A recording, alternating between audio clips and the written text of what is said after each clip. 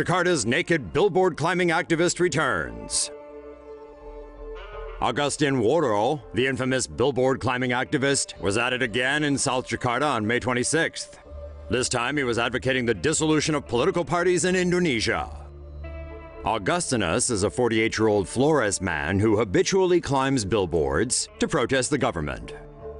Kompas.com reports social workers believe he may be suffering from a mental disorder. Agustinus was wearing only underwear during his last protest.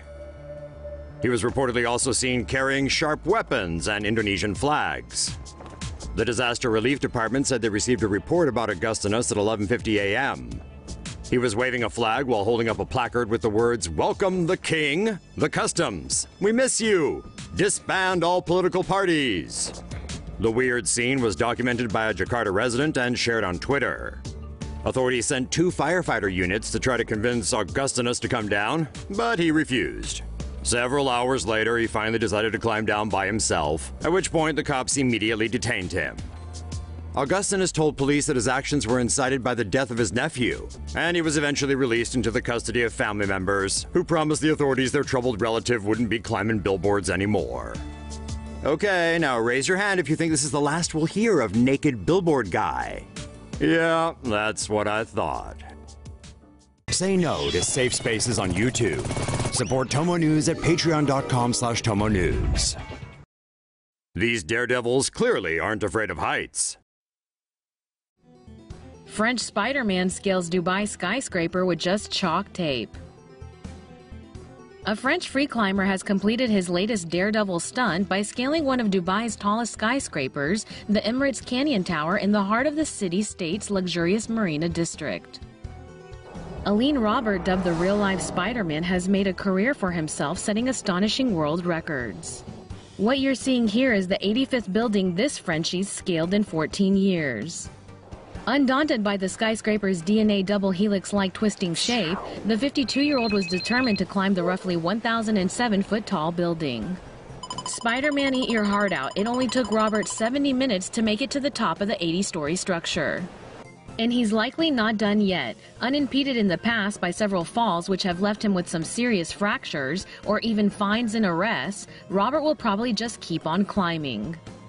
In 2011, he conquered the nearby Burj Khalifa, the world's tallest building, using only a rope and harness. It took Robert just over 6 hours to scale the 2,717-foot-tall Emirati structure. Despite claiming to suffer from vertigo, Robert says his obsession with climbing has left him partially disabled. Robert says he believes that by pushing limits and constantly aiming higher is how we can all develop stronger mindsets.